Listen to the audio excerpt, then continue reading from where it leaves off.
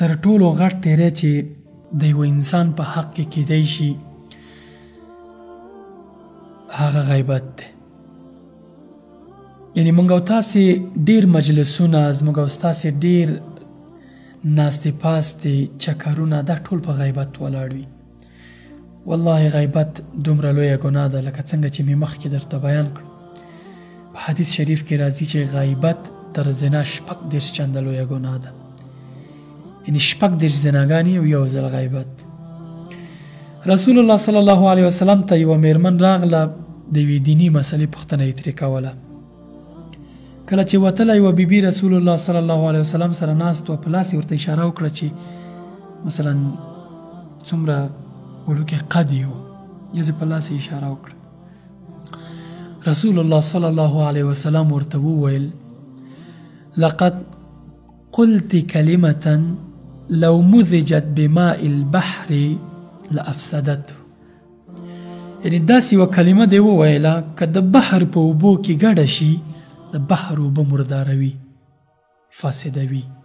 زما محترم ورونو، دوستانو، خویندو، غیبت وړوکې خبره نه ده. زموږ او ستاسې ډېری مجلسونه په غیبت باندې ولاړ دي چې کینو داسې غیبت کوو لکه هېڅ ګناه چې نه لري.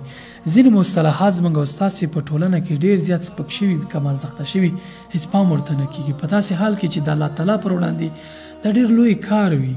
یعنی قرآن کریم ورته وایي چې ایحب احدکم ان یأکل لحم اخیه میتة فکرهتموه. آیا یو څوک خوښوي په تاسې کې چې د یو مړ شوي ورور د جسد هغه بویناکه غوښه وخوري؟ طبیعي ده چې تاسو کرکه کوئ، بیا نو ولې له غیبته کرکه نه کوئ؟ غیبت له زنا 36 چنده لویه ګناه ده.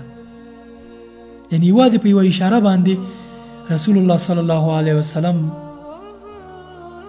زموږ ستاسې ام المؤمنین د مؤمنانو مور ته وایي چې که داسې یوه کلمه دې وویله که د بحر له اوبو سره ګډې کړي ټولې مرداروي. دومره لویه خبره ده او موږ او تاسې ته څومره بې ارزښته.